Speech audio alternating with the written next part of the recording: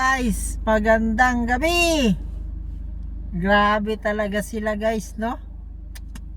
Uubusin talaga nila yung member ni Senator Alan. Parang lahat talaga gusto nila ipakulong para sila magwagi.